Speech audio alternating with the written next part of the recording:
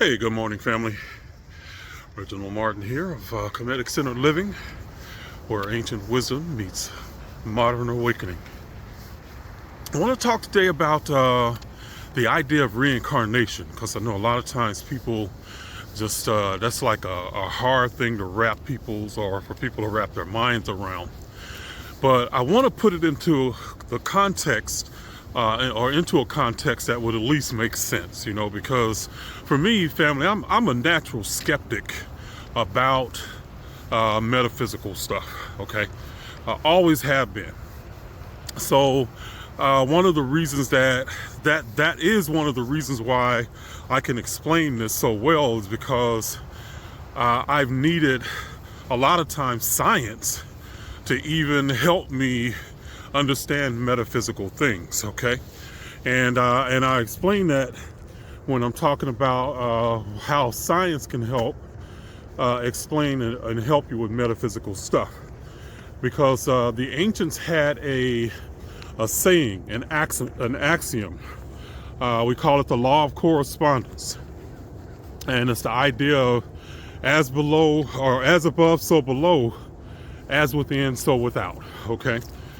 And the idea is that the microcosm can help you understand. If you understand the microcosm, then it gives you clues to the macrocosm, okay?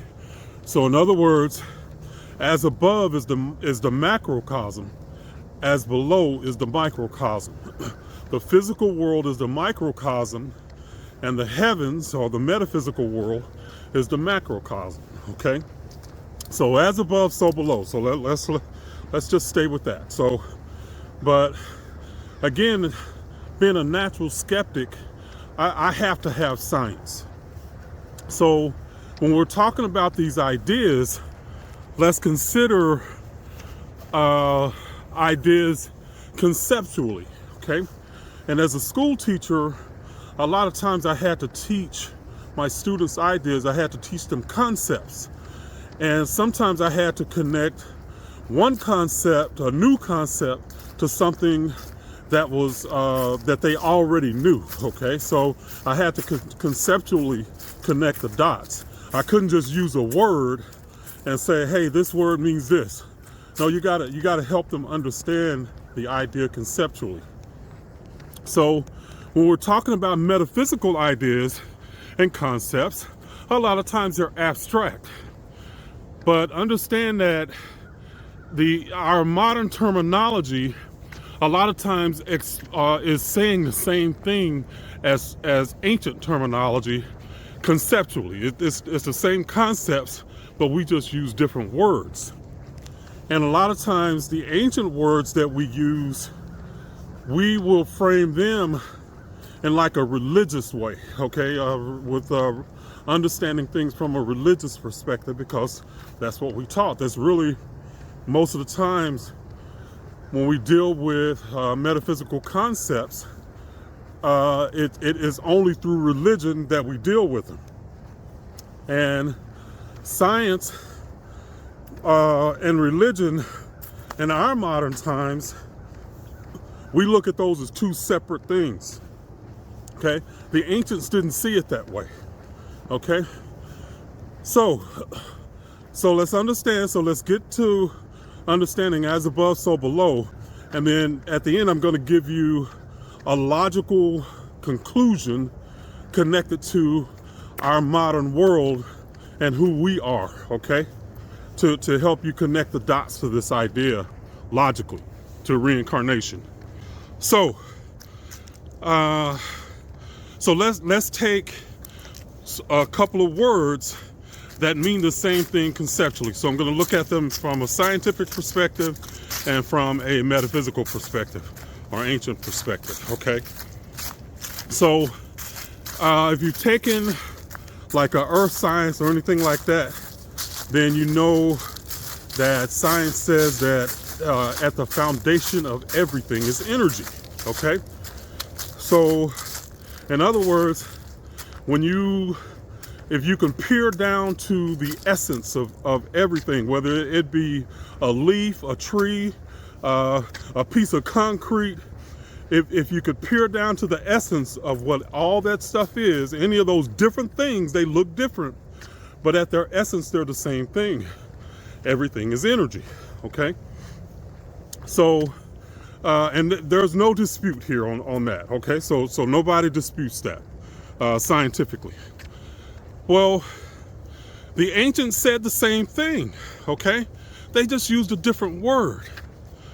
The word that they use, and you can use this interchangeably, the word that they used for energy was spirit, okay?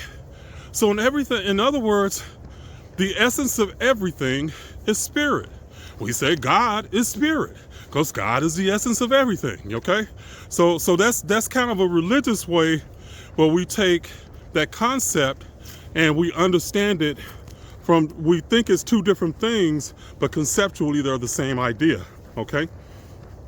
So if everything is energy or spirit, then the ancients say that everything exists and that energy, or we can use science and go to the law of thermodynamics, or the first law of thermodynamics, which says energy can never be destroyed or created. It can only change form.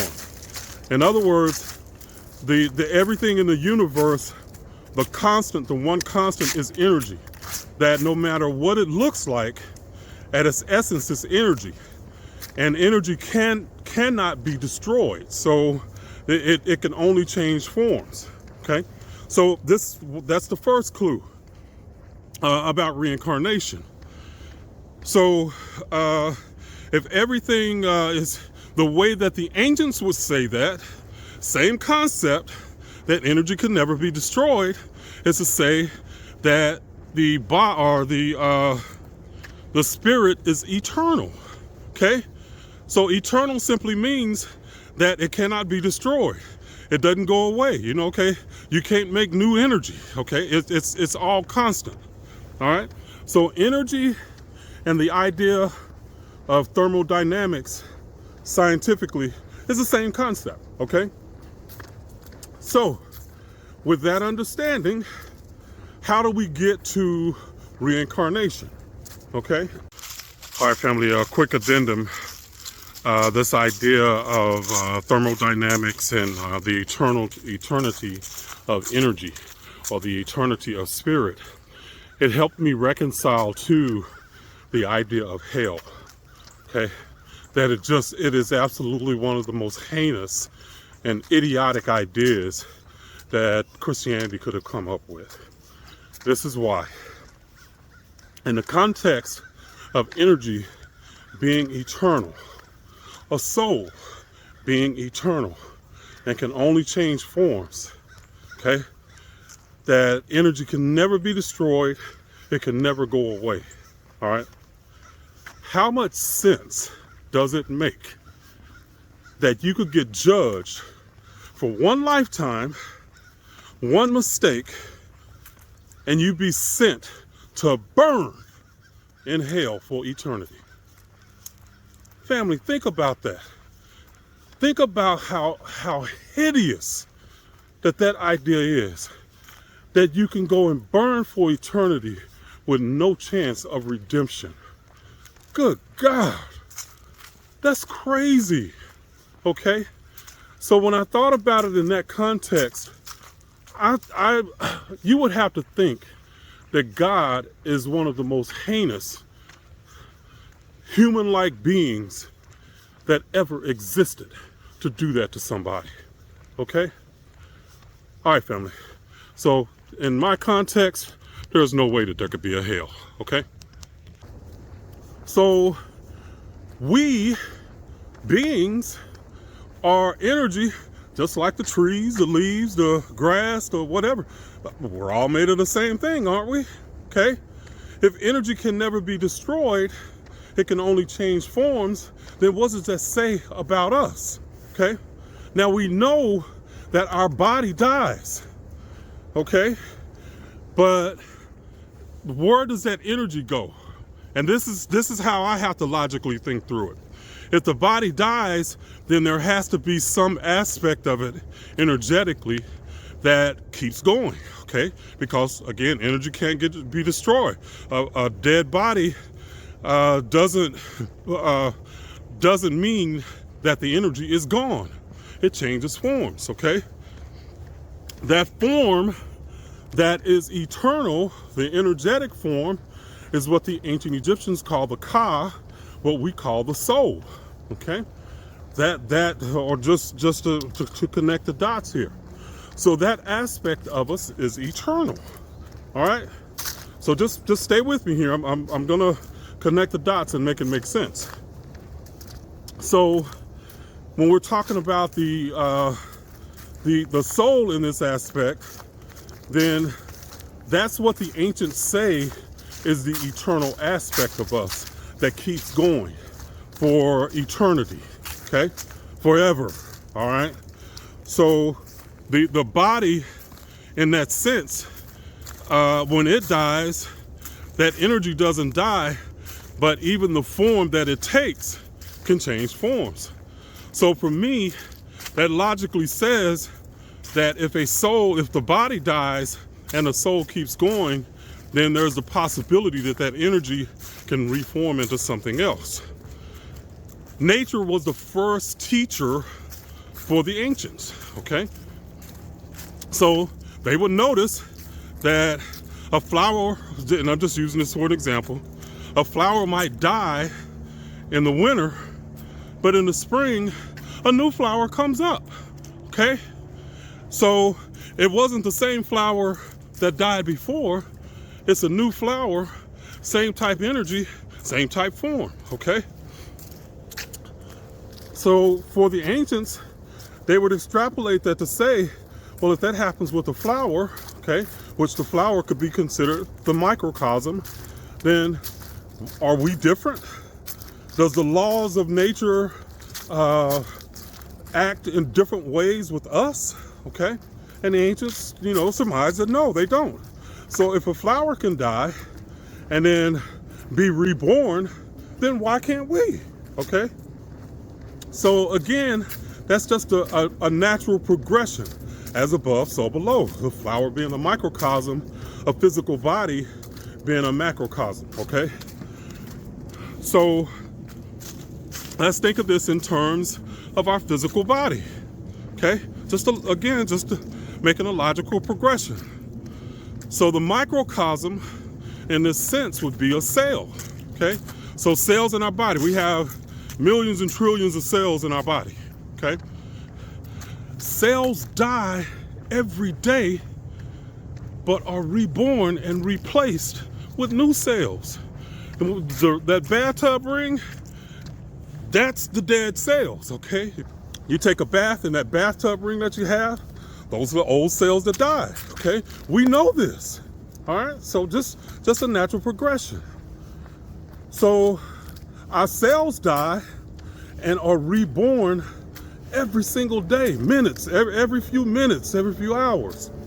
Scientifically, we know that every 7 years, every single cell in our body has died and been reborn at some point. So in other words, in the midst of us living life, every 7 years, we are essentially reborn on a cellular level, okay? Family, that's fascinating to me, all right? So that's just the logical progression. The cells are the microcosm. So if we know that the cells can die and reborn, and how the ancients logically progressed through this, then everything else about us has to be the same way. If the cells can die and be reborn, okay, it wasn't the same cell that died, it's a new cell, okay? If a new cell can be reborn in its place, then the logical progression is the microcosm, that cell, is going to explain the macrocosm, our physical body, or an organ, okay? So go from an organ to the physical body, all right? So just again, a logical progression.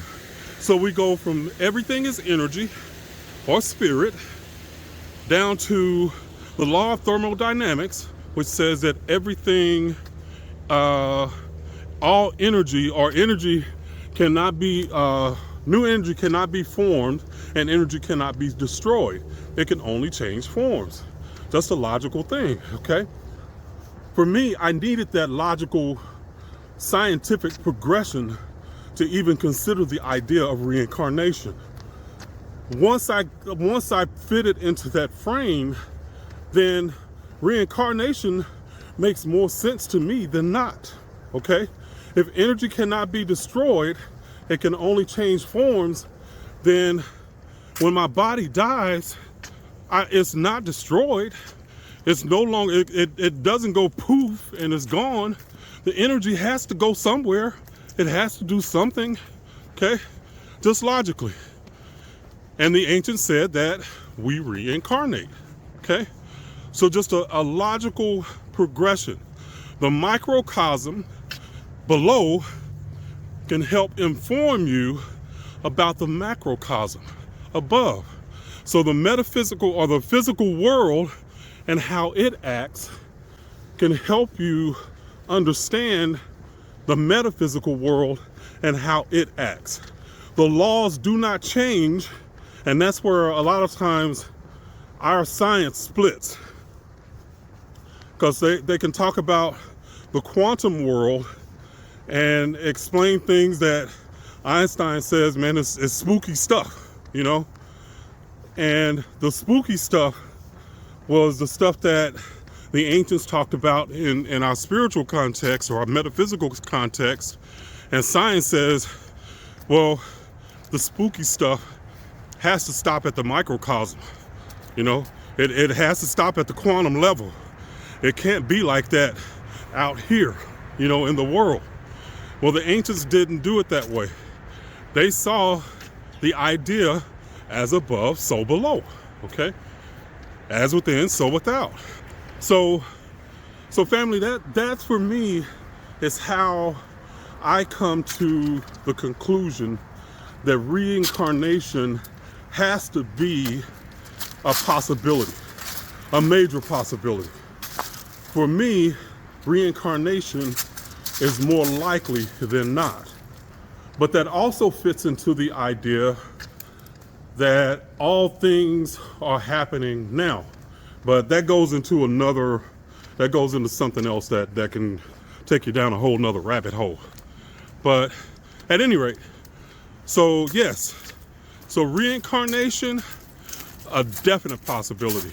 And I hope that this can connect the dots for you and give you, you know, at least something else that you can think about, you can start to research, or whatever you want to do, because I can understand that, family, when we start to coming into this knowledge, it ain't easy. A lot of it just goes against everything that we were taught when we were religious and Christian, you know? So it takes some logical understanding, and that's where, you know, with a lot of my content, I don't just talk about the ideas. I want to help you connect it to our real world. So even this idea of reincarnation, we can even think about it in context of our psychological world, okay? Our mental world.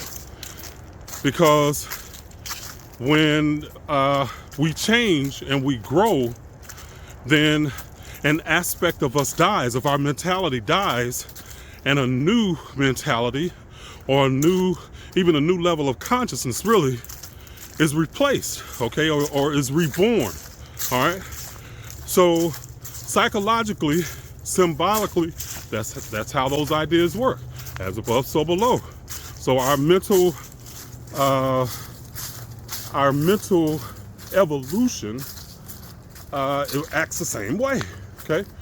So when that old you dies, you know, then a new you is reborn, but you don't go away, you know? it's just a rebirth of your consciousness. You're able to, in this sense, you're able to merge with a new level of consciousness and experience a new way of being. Okay? Woo-wee! That's powerful right there. Man, I think I said something. Damn. Okay, but anyway. But powerful stuff, family. This stuff is it really fascinates me. So it's something that I think about, and I think about deeply. But like I say, family, I'm a skeptic, you know, naturally. You should be too, you know, and that's okay.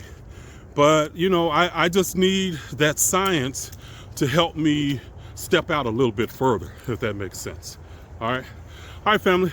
So let me know in the comments if that makes sense, if it doesn't, you know, and I always appreciate you guys, you know, with the feedback and, you know, the thank yous and all that. So definitely appreciate that. Keep it going. Keep it coming. That encourages a brother. All right, family. Hey, y'all have an amazing day, and I'm going to continue on my walk, okay? All right. Bye-bye.